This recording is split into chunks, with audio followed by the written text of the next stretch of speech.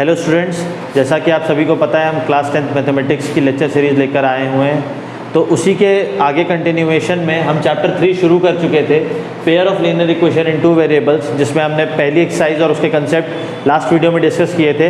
आज एक्सरसाइज 3.2 और उसके कंसेप्ट लेकर मैं आपके सामने आया हूँ। तो graphical method of solution of a pair of linear equation. तो इसको समझने के लिए हमें ये चीज़ समझनी पड़ेगी कि अगर हम कहते थे कि ग्राफ की लाइंस पैरेलल हो जाए या इक्वेशन की जो लाइंस आ रही है या ग्राफ आ रहा है वो इंटरसेक्टिंग आ जाए, या फिर मैं लास्ट लेक्चर में सब डिस्कस कर चुका हूं, जिन्होंने लास्ट लेक्चर नहीं देखा प्लीज़ वो लेक्चर देख लीजिए, मैं डिस्क्रिप्शन में उसका लिंक प्रोवाइड कर दूंगा। अगर पैरेलल आ जाए या कोइंसाइडिंग आ जाए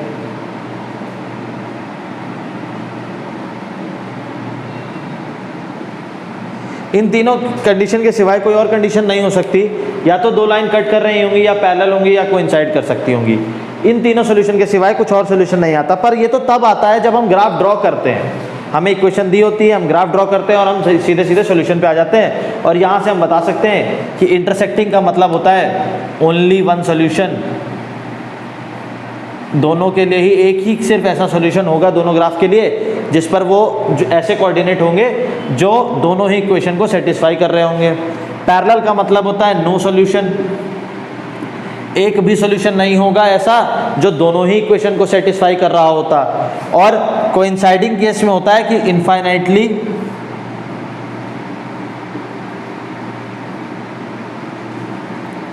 मैनी सॉल्यूशन मिलेंगे, क्योंकि ऐसे सारे कोऑर्डिनेट होंगे जो इन दोनों ही इक्वेशन को सेटिस्फाई कर रहे होते हैं। तो जब मैं बात करता हूं ओनली वन सॉल्यूशन की, तो जब भी केवल और केवल एक सॉल्यूशन मिलेगा तो ऐसी पेयर ऑफ इक्वेशन को हम कंसिस्टेंट इक्वेशन कहते हैं।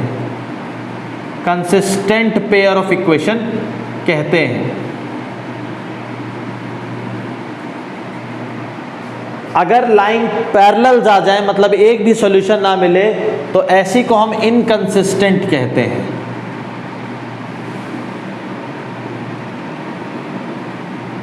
Inconsistent pair of equations.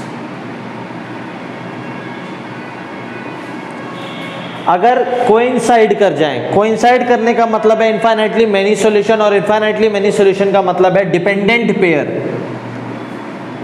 ये आपके स्कूल में भी डिस्कशन नहीं किया गया होगा, अभी मैं इसके आगे वो भी बताऊंगा जो आपके स्कूल में डिस्कशन किया गया होगा। इनको डिपेंडेंट पेयर कहा जाता है क्योंकि एक इक्वेशन दूसरे पे डिपेंडेंट होती है, सिर्फ कोई एक कॉमन मल्टीपल होता है जिससे वो मल्टीप्लाई होती है। तो हम इसके बारे में अभी थोड़ा और आगे भी डिस्कस करेंगे। हर डिपेंडेंट पेयर में एक सॉल्यूशन तो मिनिमम मिलता ही है, उसके सिवाय मल्टीपल सॉल्यूशन मिल सकते हैं, तो हम इन्हें भी कंसिस्टेंट ही कहते हैं।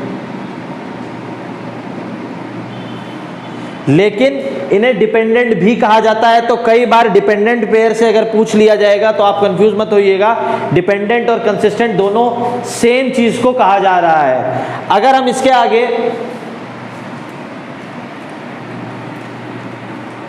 आप लोग लेक्चर को पॉज करके स्क्रीनशॉट खींच लिया करिए, मैं क्योंकि आगे बढ़ जाता हूं। अगर हम एग्जांपल्स ले लें,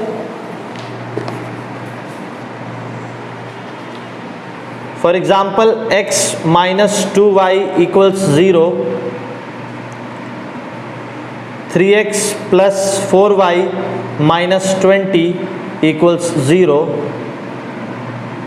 2x plus 3y minus 9 equals 0, 4x plus 6y minus 18 equals 0,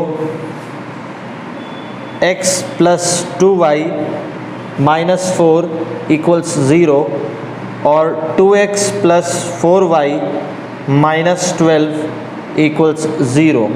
तो सबसे पहले हम इनकी कंसिस्टेंसी की बात करेंगे और consistent pair of linear equation कैसे पहचानना है कि कंसिस्टेंट है या इनकंसिस्टेंट है। लाइंस पैरेलल आएंगी या इंटरसेक्टिंग आएंगी या कोइंसाइडिंग आएंगी, ये बहुत इंपॉर्टेंट पार्ट है। तो हमें कैसे डिस्कस करना है, मैंने आपको लास्ट लेक्चर में भी बताया था कि पेयर ऑफ लीनियर इक्वेशन का स्टैंडर्ड फॉर्म है a1x plus b1y plus c1 equals 0, a2x plus b2y plus c2 equals 0। ये स्टैंडर्ड फॉर्म एक इक्वेशन होता है। अगर हम पहले पार्ट से स्टैंडर्ड फॉर्म को कंपेयर कर दें तो पहली इक्वेशन ये है, इसमें x का वेरिएबल a1 था, इसमें x का वेरिएबल कितना है 1, तो हम ये लिख सकते हैं कि a1 की वैल्यू जो है वो 1 है। अगर हम इसमें से देखें तो y का कोफिशिएंट क्या था b1, यहाँ y का कोफिशिएंट क्या था -2, तो हम लिख सकते हैं b1 इज इक्वल टू -2, और क्योंकि यहाँ c1 है नहीं तो c1 की वैल्यू 0 हो जाएगी। अगर हम सेकेंड इक्वेशन को कंपेयर करते तो a2 की वैल्यू हो जाएगी 3, y का कोफिशिएंट सेकेंड इक्वेशन में 4, यानी कि b2 is equal to 4, and इस बार c2 है। अगर इक्वेशन में c2 इक्वल टू में राइट साइड में दे दिया जाए या कांस्टेंट वैल्यू राइट साइड में दे दी जाए तो आप उसको लेफ्ट साइड लाइएगा और विद साइन वहां पर लिखिएगा। ये कंफ्यूजन बहुत सारा होता है बच्चों को। अगर इक्वेशन में इज इक्वल टू 20 लिख देता 3x प्लस 4y तो c1 को यहाँ पर हम 20 ले लेते पर वो गलत होगा। तो याद रखिएगा कि इस इक्वल टू को इधर ले आएंगे तो ये माइनस हो जाएगा और ये 0 हो जाएगा, तो c1 की वैल्यू निगेटिव में आएगी। c2 is equal to minus का 20। ये हम जब कंपैरिजन करेंगे तो कंपैरिजन से आता है, नहीं समझ में आता है तो वीडियो पॉज करके फिर से पीछे का देखिए और समझ लीजिए कि कैसे कंपैरिजन करते हैं। कंपेयर करके जब आप वैल्यू निकाल लेंगे तो आप चेक करेंगे कि क्या a1 बाई a2 की जो वैल्यू है वो b1 बाई b2 के बराबर है। -2/4 काटेंगे तो कितना आ जाएगा -1/2। क्या 1/3 और 1/2 बराबर है? तो नहीं सर, ये बराबर नहीं है। और अगर ये बराबर नहीं है इसका मतलब है इंटरसेक्टिंग लाइन आती है।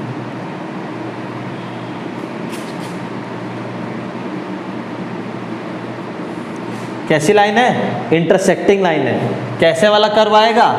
कोई ऐसा कर्व आएगा, और अगर ऐसा कर्व आएगा तो कितने सॉल्यूशन है? ओनली वन सॉल्यूशन है। तो सिर्फ और सिर्फ आपको ये चीज याद रखनी है कि अगर a1 upon a2 is not equal to b1 upon b2 है तो हम सारी चीजें निकाल सकते हैं। इंटरसेक्टिंग लाइन होगी, एक सॉल्यूशन होगा और ये इक्वेशन कंसिस्टेंट होगी। मैं ग्राफ में ये चीज लिख देता हूं, या अगर आपने नोट कर लिया हो क्योंकि मैं मिटा दूंगा।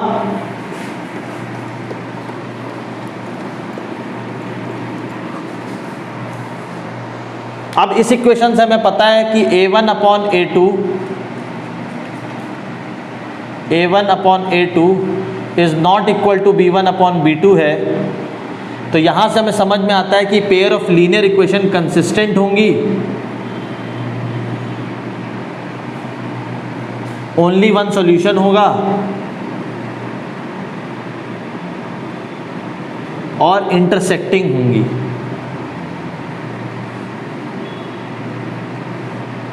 यहां से तीनों चीजें पता चल जाती हैं जब a1 by a2 is not equal to b1 by b2 होगा।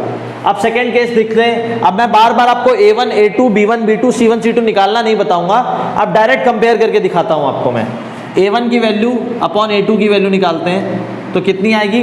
2/4 विच इज फाइनली 1/2।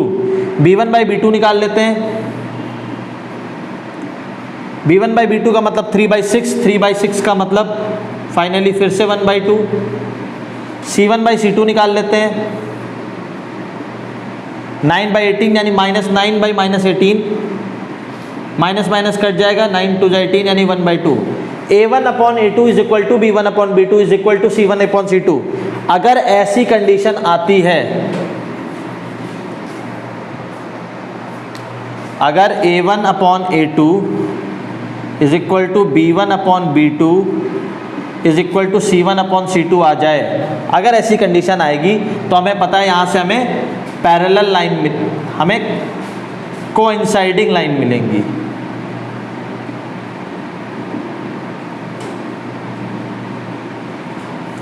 आप चाहें तो इन इक्वेशन के ग्राफ बना के ये चीज चेक भी कर सकते हैं। बाकी आपको ये याद रखना रहेगा कि अगर a1 by a2 is not equal to b1 by b2 आई, यानी कि कंसिस्टेंट आई, ओनली वन सोल्यूशन आया और इंटरसेक्टिंग आ गई। अगर a1 upon a2 is equal to b1 upon b2 is equal to c1 by c2 आ गया, इसका मतलब कोइंसाइडिंग लाइन आ गई। और कोइंसाइडिंग लाइन के कितने सोल्यूशन? Infinitely many solution. ये मैं कई बार आपको बता चुका हूँ इनफाइनाइटली मैनी सॉल्यूशन। और यहाँ से हमें पता चलता है ये बात भी कि ये पैरेलल, ये कंसिस्टेंट इक्वेशन होंगी। तीनों ही फैक्टर आपको पता चलते हैं, बार बार बता रहा हूं मैं। अगर ये नॉट इक्वल टू हो जाए तो कंसिस्टेंट, अगर इक्वल हो जाए तो कंसिस्टेंट। उसके बाद कोइंसाइडिंग लाइन मिलती है, इनफाइनाइटली मैनी सॉल्यूशन पूछ तक। आपको इक्वेशन देके इन तीनों में से कोई एक चीज, कोई दो चीज या तीनों चीजें पूछ सकता है, तो आपको ये तीनों ही याद रखनी पड़ेंगी, ठीक है। इसके बाद नेक्स्ट वाला मैं कंपेयर करता हूं कि a1 अपॉन a2 की वैल्यू आती 1/2। अगर b1/b2 चेक करेंगे तो 2/4, 2/4 का मतलब फाइनली कितना आ जाएगा 1/2 if you will simplify it. और इसके बाद हम चेक करते हैं c1/c2, c1/c2 is -4/-12, that will be simplified to 1/3, that is 1/3। and from here हमें यहाँ से दिख सकता है कि a1/a2 b1/b2 c1/c2 के इक्वल नहीं है। What does that means? क्या मतलब है इसका? a1/a2 b1/b2 तो बराबर है, पर ये c1/c2 के इक्वल नहीं है, यानी कि नॉट इक्वल टू c1/c2। जब ऐसा केस आएगा तब आपको याद रखना है कौन सा केस बच गया है। सर बच गया है जिसमें नो सॉल्यूशन आता है, यानी कि पैरेलल लाइन वाला।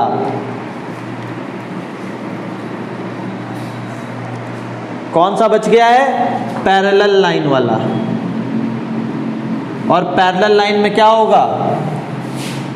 No solution. और क्या होंगी? इनकंसिस्टेंट होगी।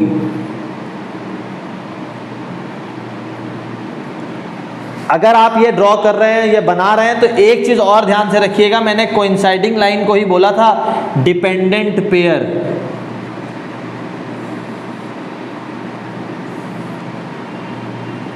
तो या तो कंसिस्टेंट लिखिए या डिपेंडेंट पेयर लिखिए, या आप जहां बना रहे हैं वहां अपने नोट्स में ये मेंशन कर लीजिए कि ये डिपेंडेंट पेयर भी कहलाते हैं। मैंने आपको बताया था, मैं वहीं पर आपको ये चीज समझा दूंगा। देखिए ध्यान से, 2 2 4, 3 2 6, 9 2 18। जब भी आपको डायरेक्टली ऐसी कोई इक्वेशन मिलेगी, आपको a1 a2 भी नहीं लिखना है और आप देख के बता सकते हैं कि सर ये कोइंसाइडिंग लाइन वाली इक्वेशन है।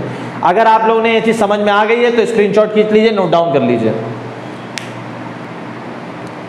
आइए एग्जाम्पल नंबर 4 डिस्कस करते हैं। एग्जाम्पल नंबर 4 बोलता है कि check whether these equations are consistent और नॉट। अगर कंसिस्टेंट हैं then solve them graphically. Graphically कैसे करना है ये मैं आपको पिछले लेक्चर में बता चुका हूँ, बहुत अच्छे से एक्सप्लेन किया था मैंने, आप क्लास 9th में भी सीख के आए होंगे। तो ग्राफिकली मैं करके नहीं बताऊंगा, सिर्फ चेक करके बता देता हूँ कि ये कंसिस्टेंट है कि नहीं है। कैसे चेक करना है? हमको कंपेयर करके लिखना है by comparing these equations with standard equations we will get a1 is equal to 1, b1 is equal to 3, c1 is equal to -6। मैंने आपसे पहले भी बताया था, इस इक्वेशन को हम स्टैंडर्ड फॉर्म में अगर चेंज करेंगे तो x + 3y माइनस का 6 इक्वल टू 0 लिखेंगे। इस इक्वेशन को चेंज करेंगे तो 2x माइनस का 3y माइनस का 12 इक्वल टू 0 हो जाएगा। यहाँ से a2 निकालेंगे, a2 की वैल्यू भी कितनी है 2 आ गई, b2 की वैल्यू कितनी आ गई माइनस का 3, c2 की वैल्यू कितनी आ गई माइनस का 12। यहाँ से हमें दिख रहा है कि a1 अपॉन a2 की वैल्यू जो है वो 1/2 है, b1 अपॉन b2 जो है वो 3/-3 है, यानी कट जाएगा और -1 आ जाएगा। अब आपको ये चीज़ समझनी है यहीं से कि अब हमें c1 c2 कंपेयर कराने की ज़रूरत नहीं है। क्यों नहीं है? क्योंकि a1/a2 और b1/b2 ही बराबर नहीं है। तो हम यहाँ लिख सकते हैं since a1 upon a2 is not equal to b1 upon b2, therefore we can say that these pair of equations are consistent। मैं इतना ही लिखूंगा और उसके बाद जो है आपका सॉल्यूशन खत्म हो जाएगा। आपको एक काम और करना है, इसको ग्राफिकली सॉल्व करना है। ग्राफिकली सॉल्व करके आप नीचे कमेंट में लिख दीजिएगा जिसका भी ये ग्राफिकली सॉल्व ना हो पाए।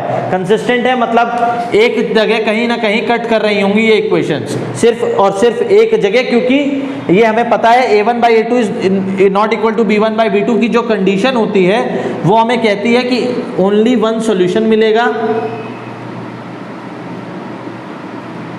केवल एक सॉल्यूशन मिलेगा, कंसिस्टेंट होगी और कैसी इक्वेशन होगी, इंटरसेक्टिंग इक्वेशन होगी। मैंने अभी पीछे जस्ट डिस्कस किया, ये क्या देता है, ये तीन चीजें बताता है, एक केवल एक सॉल्यूशन, दूसरा इंटरसेक्टिंग सॉल्यूशन और ये consistent pair of linear equation है, बस इतना ही। तो आइए एग्जांपल नंबर 5 डिस्कस करते हैं। एग्जांपल नंबर 5 बोलता है graphically find whether the following pair of linear equation has no solution, unique solution और इनफाइनाइटली मेनी सॉल्यूशन। और दिया equation 5x - 8y + 1 = 0, 3x - 24/5y + 3/5 = 0। हमारे सामने जैसे ही ये दो इक्वेशन आती हैं तो हमें क्या करना है, अगर ये कठिन दिख रही है तो इसको थोड़ा सिंप्लीफाई कर सकते हैं। कैसे सिंप्लीफाई करें, 5 एलसीएम ले लेते हैं दोनों में। तो फ्रॉम इक्वेशन 2 हम इसको इक्वेशन 1 और इसको इक्वेशन 2 मान ले रहे हैं। तो जैसे ही हम एलसीएम ले लेंगे तो ये 15x - 24y + 3/5 हो जाएगा। ये 5 इधर जाके मल्टीप्लाई हो जाएगा तो 0 बन जाएगा। इसमें से हम 3 कॉमन ले सकते हैं, 5x इसमें से कॉमन लेंगे तो 8y और यहाँ से कॉमन लेंगे तो 1 = 0। मैंने आपसे इससे पहले जब मैं समझा रहा था, आपको कंसेप्ट समझा रहा था, तो मैंने यही चीज़ कही थी कि जो पहले अगर ऐसा कुछ मिल जाए कि एक ही मल्टीपल मल्टीप्लाई हो रहा हो तीनों में, तो ये कौन सी इक्वेशन होती है, मैंने जस्ट आपको बताया था, ये इक्वेशन होती है इनफाइनाइटली मेनी सॉल्यूशन की। यहाँ पर हमें पता है a1/a2 = b1/b2 = c1/c2 ही आएगा और कुछ नहीं आएगा। मैं चेक करके भी दिखा सकता हूँ। आप चाहें तो यहाँ 15x - 24y + 3 लेके भी चल सकते थे। मुझे यहाँ 3 कॉमन देखा तो 3 निकला और 3 यहाँ पर जाएगा, वापस से 0 बना देगा। ये फिर इक्वेशन बन जाएगी -5x + 8y + 1 = 0। क्योंकि उन्होंने हमसे बोला कि आप ग्राफिकली ये चीज़ दिखाइए, तो ग्राफ आप लोग को ड्रॉ करना आता है, आप लोग ग्राफ ड्रॉ कर भी लेंगे। अगर आप ग्राफ ड्रॉ नहीं कर पाते हैं तो प्लीज़ कमेंट में लिख के बताइएगा, मैं आपको बता दूंगा। क्योंकि ये चैप्टर ग्राफ का नहीं है, यहाँ पर पेयर ऑफ लीनियर इक्वेशन को कैसे सॉल्व करना है इसका चैप्टर है, इसलिए मैं उसको बार बार करके नहीं दिखा रहा हूँ। मैंने इससे पहले वाले लेक्चर में ये चीज़ दिखाई थी आपको। एक चीज़ आप समझ लीजिए, मैंने डायरेक्ट इक्वेशन देख के कैसे ये चीज़ बता दी। तो यहाँ पर लिखा है a1, अगर मैं यहाँ से देखूँ तो कितना है, 5 है, b1 कितना है, -8 है, c1 कितना है, 1 है। अगर a2 की वैल्यू बोलूँ तो वो भी 5 है, b2 की वैल्यू बोलूँ तो वो भी -8 है, c2 की वैल्यू बोलूँगा तो वो भी 1 है। अगर ऐसा बन जाता है तो मुझे दिख रहा है ना यहाँ पर साफ साफ कि a1/a2 = है b1/b2 के = है c1/c2 के। और अगर ऐसा है तो इसका मतलब this will have infinite solution. 3 part मैंने बताए हैं। क्या बताया है, ये होगा इनफाइनाइटली मैनी सॉल्यूशन, एक तो ये बताया, दूसरा बताया ये कंसिस्टेंट होगी, और तीसरा मैंने बताया आपसे कि ये कोइंसाइडिंग होगी। उन्होंने ग्राफिकली पूछा था, आप ग्राफ ड्रॉ करेंगे, ग्राफ एक के ऊपर एक आ जाएगा, कुछ ऐसा या ऐसा, कुछ इसी तरीके का आएगा, कोइंसाइडिंग आएगा कुल मिला के। तो आप ये क्वेश्चन खुद करके मुझे कमेंट बॉक्स में बताएंगे। तो आइए एग्जांपल नंबर 6 डिस्कस करते हैं। क्या है, Champa went to a sale to purchase some pants and skirts. Champa महारानी गई, चंपा जी हमारी प्रिय चंपा जी सेल में गई, सेल में ही जाती हैं पैंट और स्कर्ट खरीदने। तो इन्होंने पैंट्स ली और स्कर्ट्स ली। When her friend asked her how many of each she had bought, she answered, अब ये आपके क्वेश्चन का इंपॉर्टेंट पार्ट है, the number of skirts is 2 less than twice the number of pants purchased। जितनी मैंने pant ली हैं the number of skirts, और जितनी मैंने स्कर्ट्स ली हैं, बोला उसने the number of skirts is 2 less than, इससे 2 कम है, less than twice the number of pant purchased, मतलब अगर पैंट का दुगना कर दिया जाए और उसमें से 2 कम कर दिया जाए तो स्कर्ट के बराबर हो जाएगा। फिर से समझिए क्या क्वेश्चन ने बोला था, बोला the number of skirts is 2 less than twice the number of pants purchase, pant से 2 गुना करो और उसमें से 2 माइनस करो तब स्कर्ट्स उतनी ही खरीदी गई थी। उसके बाद बोला also the number of skirts is 4 less then, जो स्कर्ट्स हैं वो 4 कम हैं, 4 less than 4 times the number of pants, pant का अगर हम 4 गुना कर दें तो उससे 4 कम हैं, 4 less than 4 times of the number of pant purchased. इसके बाद बोला help her friend to find how many pants and skirts Champa bought, Champa ने कितनी स्कर्ट्स और कितनी पैंट खरीदी उसकी दोस्त को बताना है। तो ये तो क्वेश्चन को समझना था। अब क्वेश्चन को हम सॉल्व कैसे करेंगे, तो आपको जो पेपर में लिखना है वो इस तरीके से लिखना है, ये आपके समझने के लिए था। Let the number of pants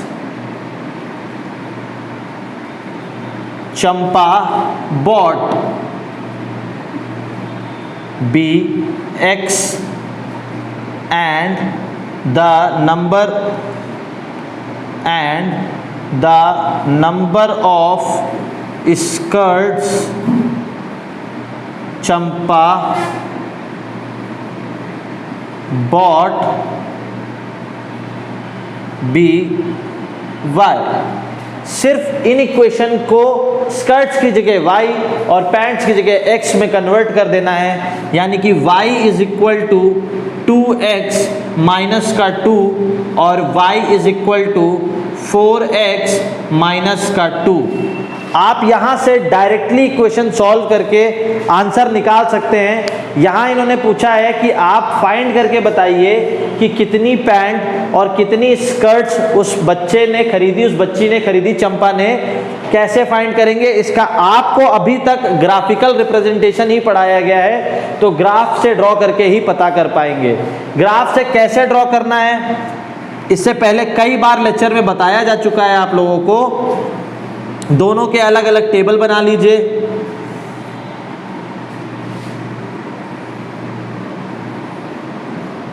x और वाई के दोनों के 2-2 कोऑर्डिनेट निकाल लीजिए। जो कोऑर्डिनेट्स आए उनके ग्राफ ड्रॉ कर लीजिए। जहां तक पूरी चांसेस हैं कि ग्राफ जो है वो इंटरसेक्टिंग मिलेगा, तभी आपको सिर्फ एक सॉल्यूशन मिलेगा।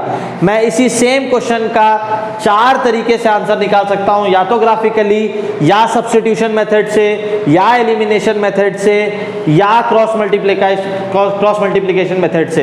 ये चारों ही मेथड से इसका सॉल्यूशन निकाला जा सकता है। ये बाकी 3 मेथड आप आगे पढ़ेंगे। ये ग्राफिकल मेथड आप क्लास 9 में भी पढ़ चुके हैं, इसकी पहली एक्सरसाइज में भी मैंने पढ़ाया था, तो प्लीज आप खुद करके ही देखिएगा और मुझे बताइएगा। तो आइए एक्सरसाइज 3.2 डिस्कस करते हैं। 3.2 में क्वेश्चन नंबर 1, इसका पहला पार्ट कहता है कि 10 students of class 10th took part in mathematics quiz.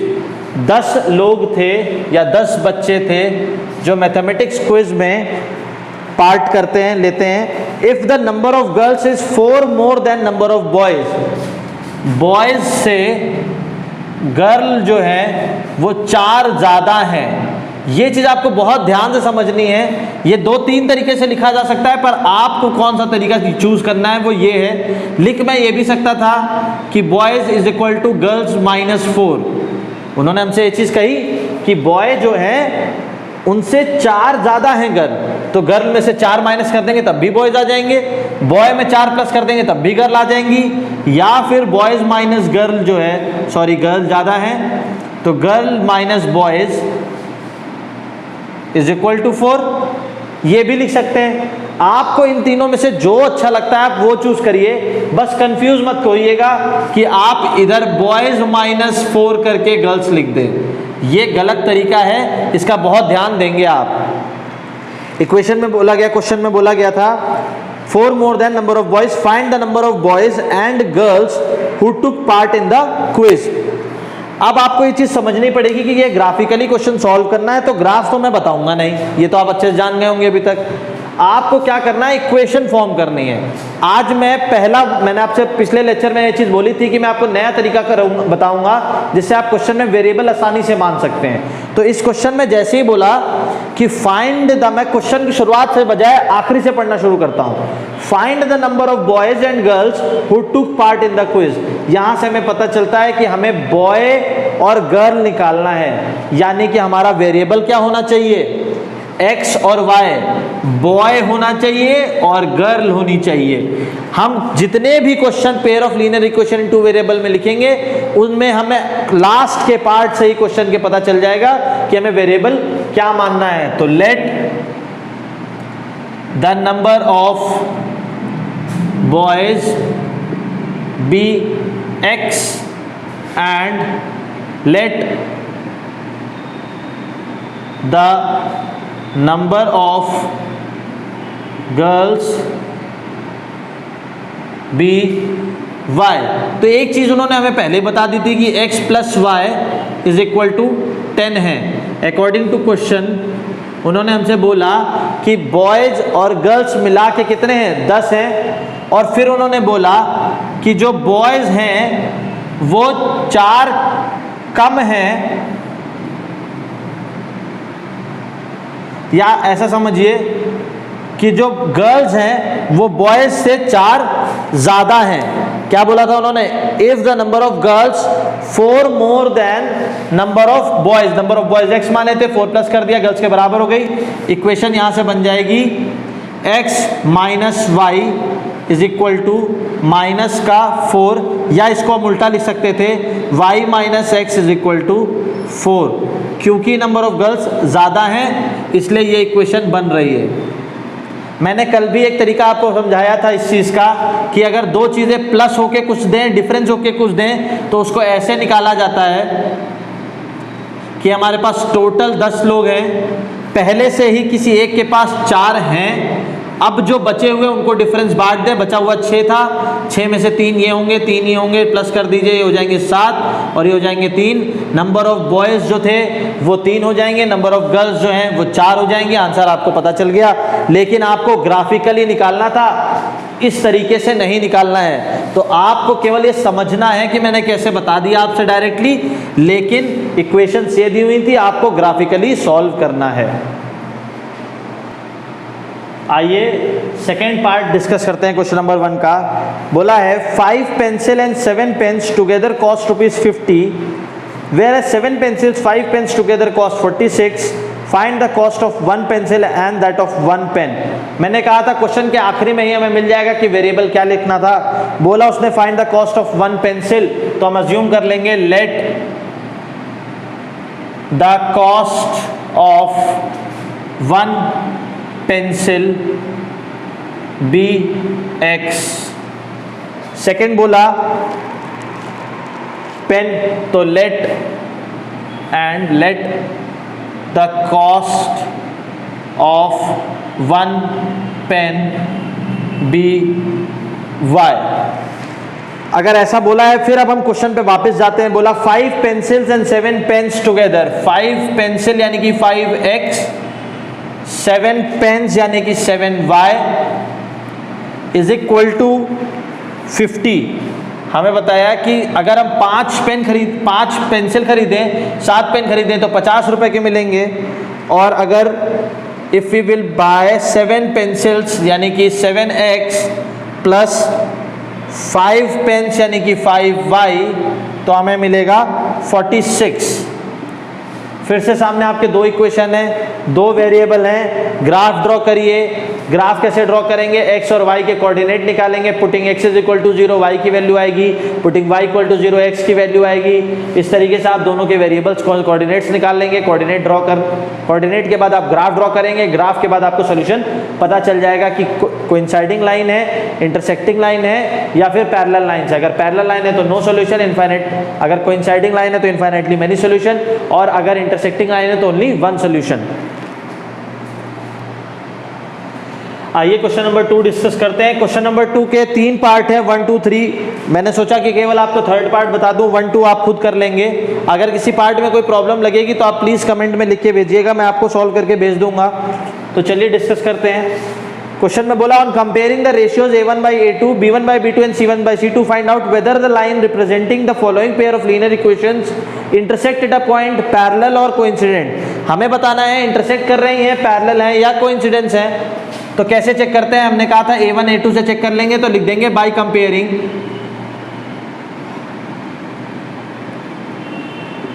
With standard equation we get a1 by a2 कितना आ जाएगा हमारा, सामने से दिख रहा है 6/2 आ जाएगा sir, which is 3/1। b1 by b2 कितना आ जाएगा, सामने से दिख रहा है माइनस का 3 अपॉन माइनस का 1, माइनस माइनस कट जाएगा 3/1। क्या c1 by c2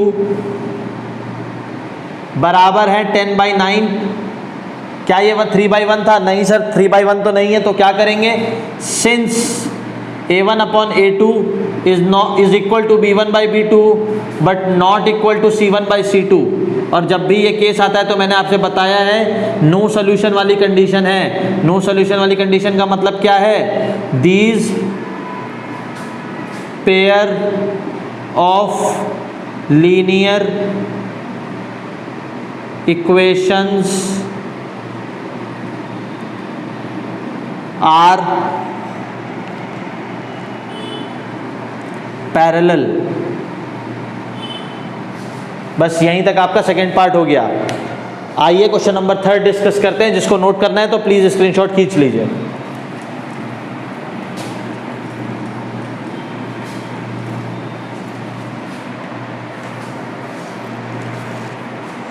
question number 3 में बोल रहा है on comparing the ratios a1 by a2, b1 by b2, c1 by c2 find out whether the following pair of linear equations are consistent or inconsistent। मैंने आपको तीनों ही condition बताई हुई है कि कंसिस्टेंट कब होता है, जब एक सॉल्यूशन मिले या इनफाइनाइटली मेनी सॉल्यूशन मिले। नॉन कंसिस्टेंट कब होता है या इनकंसिस्टेंट कब हो जाता है, जब उसको एक भी सॉल्यूशन ना मिले। एक भी सॉल्यूशन ना मिलने का मतलब क्या है, पैरेलल हो जाए। पैरेलल होने का क्या मतलब है, a1 by a2 is equal to b1 by b2, बस not equal to c1 by c2 आना चाहिए। इन 5 में से मैं कोई एक ले सकता था, तो 1 2 3 4 5 पांचवी ले लेते हैं। हमें ऐसा लगता है कि एनसीईआरटी में जो लास्ट पार्ट होता है वो सबसे टफ होता है। अगर आपको ऐसा नहीं लगता है तो प्लीज बताइएगा, मुझे शेयर करिएगा अपने व्यूज। तो चलिए लेते हैं पांचवा, 4/3x plus 2y equal to 8, 2x plus 3y equals to 12। हमें बताना है कंसिस्टेंट है कि इनकंसिस्टेंट है। कैसे बताएंगे, बाय कंपेयरिंग बताएंगे। बाय कंपेयरिंग, हाँ आपको ये बार बार लिखना है, मैं तभी बार बार लिख रहा हूं। By comparing these equations with standard equations we get a1 by a2। अब मैं थोड़ा सा जल्दी कर रहा हूं, मुझे लगता है आपको समझ में आ गया होगा। लिखा है 4/3/2। क्या करें, इसको लिख देते हैं 4/6, क्योंकि ये 3 नीचे चला जाएगा।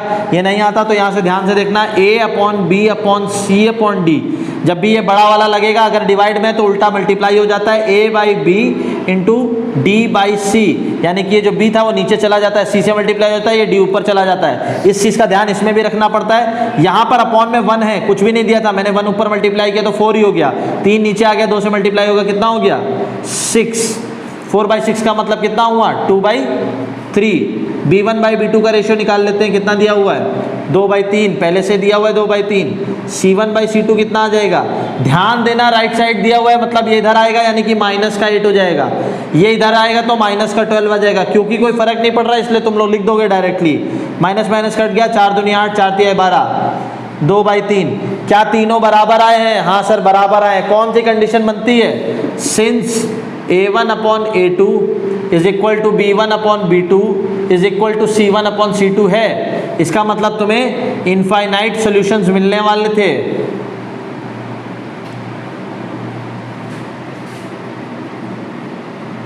ये इक्वेशन कैसी होंगी, कंसिस्टेंट, जो भी पूछा है वही बताइएगा, हम सारे बताए दे रहे हैं आपको। कंसिस्टेंट इक्वेशन है, इनफाइनाइटली मैनी सॉल्यूशन, और कैसी इक्वेशन होंगी, कोइंसाइडिंग होंगी सर, इस चीज का ध्यान रखिएगा। चलिए नेक्स्ट क्वेश्चन डिस्कस करते हैं। अगर आप लोगों ने नोट नहीं किया तो स्क्रीनशॉट खींच लीजिए।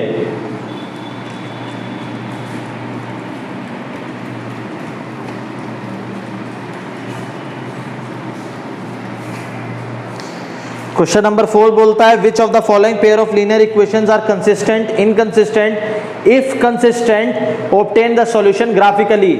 जैसा कि आप सभी को ज्ञात हो गया होगा, अब तक हम ग्राफ बनाएंगे नहीं, चाहे कुछ भी हो जाए, ऐसा नहीं है। अगर आपको प्रॉब्लम होगी तो हम बिल्कुल बनाएंगे। क्लास 9th में आप ये सीख के आ चुके हैं, मैंने इससे पहले वाले लेक्चर में भी ये सिखा दी थी, बाकी मैं डिस्क्रिप्शन में लिंक भेज दे रहा हूँ, आप देख लीजिएगा। जो भी प्रॉब्लम आए तो आप डिस्कस कर लीजिएगा, ग्राफ बनाने का यहाँ कोई मतलब नहीं है, टाइम वेस्ट हो जाएगा।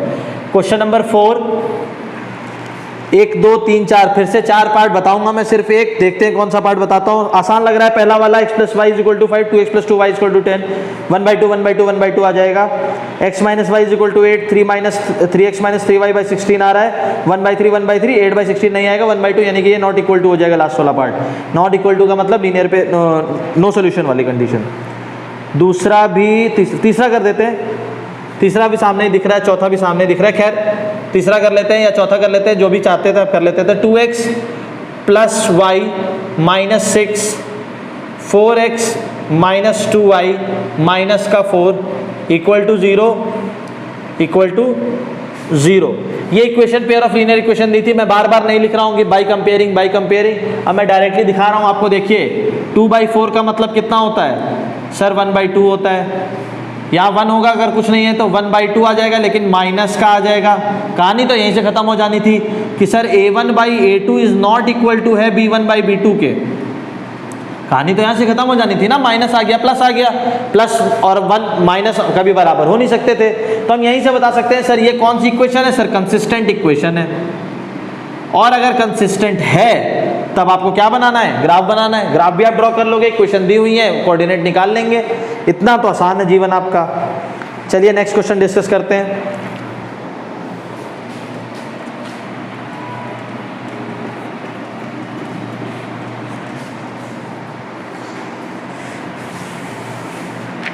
एग्जाम्पल नंबर 5 बोलता है, क्वेश्चन नंबर 5 बोलता है half the perimeter of a rectangular garden. वाह, गार्डन है कोई रेक्टेंगल, इसका पेरीमीटर कितना होगा, अगर साइड इसकी L हो जाए और B हो जाए तो पेरीमीटर होता है, पेरीमीटर को P से डिनोट कर देते हैं, 2L + B। Half the perimeter of rectangle का मतलब P/2 और P/2 का मतलब L + B। Half the perimeter of a rectangular garden, comma लगा था, इतना ही हम समझ गए उसमें। Whose length is 4 metre more than its width, width जितनी भी है लेंथ उससे 4 ज्यादा है, यानी कि कंडीशन बनी लेंथ जो है वो B + 4 होगी, क्योंकि बोला उसने whose length is 4 metre more than its width is 36, यानी वापस से हमें पेरीमीटर पे लिखा जा रहा है। ये सब हेल्पिंग वर्ब और वर्ब वाली कहानियां हैं, आपको समझनी पड़ेंगी कि विड्थ के बाद कॉमा लगा दिया गया, और अगर विड्थ के बाद कॉमा लगा दिया है तो जिस चीज के बारे में शुरुआत में बात कर रहा था वैल्यू अब उसकी देगा इज करके, इज 36 यानी हाफ पेरीमीटर दे दिया है। कितना दिया है, 36 दिया है हमको। क्या दिया है, हाफ पेरीमीटर। बोला क्या है, find the dimension of the garden. तो क्वेश्चन को समझना हमें यहीं से था, अब अप्रोच कैसे करनी है, क्वेश्चन को लगाना कैसे है, मानना कैसे है। क्योंकि डायमेंशन मांगी है तो मैं डायमेंशन यहां पर अज्यूम कर लूंगा, मैंने पहले भी बताया था, क्वेश्चन के लास्ट में आपको पता चल जाएगा कि आपको क्या अज्यूम करना है। So let the length of, या विड्थ मान लेते हैं, let the width of garden be x and let the length of garden be y। कर तो हम दोनों x से भी सकते हैं, लीनियर इक्वेशन टू वेरिएबल बनाने की जरूरत नहीं पड़ेगी, बन जो ये x से भी जाएगा सिर्फ। लेकिन क्योंकि linear equation in two variable पढ़ा रहे हैं हम आपको सिर्फ और सिर्फ ये linear equation in two variable से ही करके दिखाएंगे। उन्होंने हमसे बोला कि जो लेंथ है वो विड्थ से 4 ज़्यादा है, तो लेंथ यानी कि y is equal to width plus 4 हो जाएगी। सेकेंड पार्ट बोला था जो हाफ पेरीमीटर होगा, हाफ पेरीमीटर का मतलब x और y होगा, क्योंकि इसका ट्वाइस करेंगे और ट्वाइस का हाफ कर देंगे। पेरीमीटर का मतलब 2l प्लस b होता है, और अपॉन 2 करेंगे तब हाफ हो जाएगा। ये किसके बराबर है? 36 के बराबर है, यानी ये और ये घर चले जाएंगे। यहाँ पर आएगा x plus y is equal to 36। और एक इक्वेशन ये पता थी, y is equal to x plus 4। मैंने आपको पहले भी इस तरीके के क्वेश्चन को करने का आसान तरीका बताया था। इस इक्वेशन को हम ये भी लिख सकते हैं, y minus x is equal to 4। और इसको कैसे सॉल्व करना है? इसको सर ऐसे ही सॉल्व करना है, हमारे दिमाग में ये चीज़ रहती है। आंसर यहाँ से आप चेक कर सकते हैं, बाकी बनाना आपको ग्राफिकली है। ये चीज़ ग्राफिकली सॉल्व करके आपको ये दिखाना पड़ेगा। 36 मान लिया, अगर ये 36 है और इन दोनों का डिफरेंस 4 है, तो y के पास जो y है और ये x है, y के पास 4 पहले से ज़्यादा हैं। अब कितने बच गए सर? 32 बच गए। 32 का आधा कितना होता है? 16। तो इनको भी 16 मिलेगा, इनको भी 16 मिलेगा। 16 और 4 ये हो जाएगा 20, ये हो जाएगा 16, विड्थ हो गई 16 और ये हो गया 20। करके देख लीजिएगा, आंसर सेम आ जाएगा। मुझे पता है x की वैल्यू 16 रखेंगे, y की वैल्यू 20 रखेंगे तो 36 भी आ जाएगा। इसके बाद क्वेश्चन नंबर 6 डिस्कस करते हैं। जिनको ये चीज़ समझ ना आई हो वो ग्राफिकली इन दोनों इक्वेशन को सॉल्व करके देख ले, आंसर सेम आ जाएंगे आपके।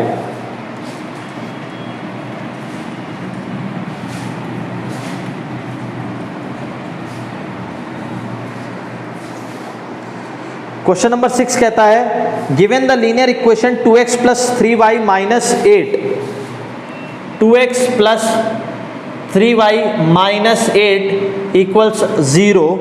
Write another linear equation in two variables such that the geometrical representation of the pair so formed is, first part है intersecting होना चाहिए, second part है parallel होना चाहिए, third part है coincident होना चाहिए। हमसे कह रहा है कि ऐसी इक्वेशंस बनाइए, आप खुद बनाइए, जिसमें इंटरसेक्टिंग मिले, पैरेलल मिले और कोइंसिडेंट मिले। मैं कह रहा हूं मुझे पता है a1 की वैल्यू पता, b1 की वैल्यू पता, c1 की वैल्यू पता, मुझे तो सिर्फ बताना ही है। मैं इंटरसेक्टिंग बनाना चाहता हूं, तो इंटरसेक्टिंग बना देते हैं। मान लेते हैं पहला 2x ही होगा, लेकिन जो सेकंड वाला है वो चेंज कर दो ताकि रेशियो सेम ना आए। तो चेंज कर दो, इसको 4y कर दो, 4y माइनस 8 लिख दो इक्वल टू 0। ये वो वैल्यू होगी जिसमें a1 upon a2 is not equal to b1 by b2 हो जाएगा। इंटरसेक्टिंग मिल गई। अगर हमसे बोलता है पैरेलल बतानी है, तो पैरेलल में क्या होता था? c1 by c2 not equal to होना चाहिए। मैं सेम लिख दूंगा, 2x प्लस 3y, यहाँ सेम हो जाएगा।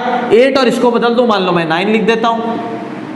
अब 1 अपॉन 1 है, लेकिन 8 बाई 9 1 अपॉन 1 नहीं होगा, यानी c1 by c2 not equal to हो जाएगा। तीसरी पूछता है कोइंसिडेंट। कोइंसिडेंट में बोला था इक्वल बनाना है, तो इसके तो और 75 तरीके बता सकता हूं मैं। सेम ये बना दो, एक और बना सकते हो, सबको 2 से मल्टीप्लाई कर दो, 4 6 16, 4 से मल्टीप्लाई कर दो, 5 से मल्टीप्लाई कर दो, ये तुम्हारे ऊपर है। ये तो बता ही चुका था मैं कि मल्टीपल में होता है जब भी, तो पैरेलल आ जाएंगी, यहां से ये खत्म हो जाएगी।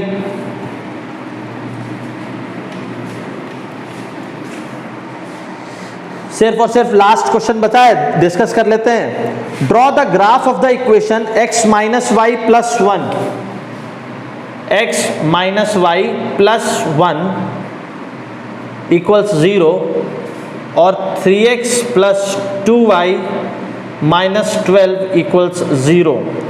Determine the coordinates of the vertices of the triangle formed by these lines and x-axis and shade the triangular region.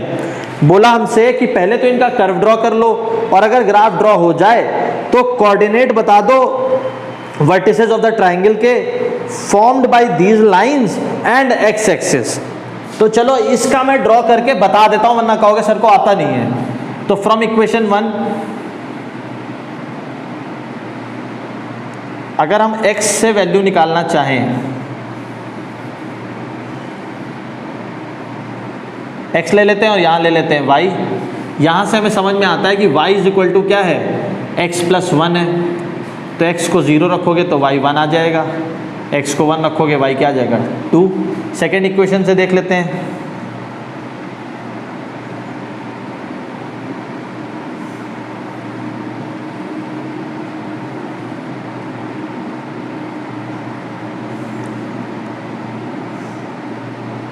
यहां से y की इक्वेशन अगर निकालना चाहे तो क्या हो जाएगी,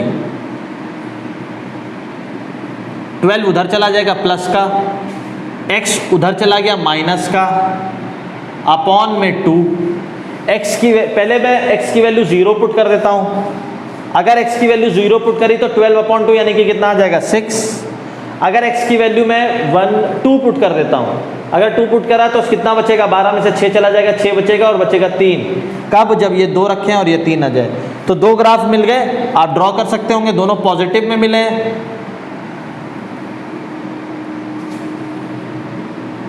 1 2 3 4 5, 1 2 3 4 5.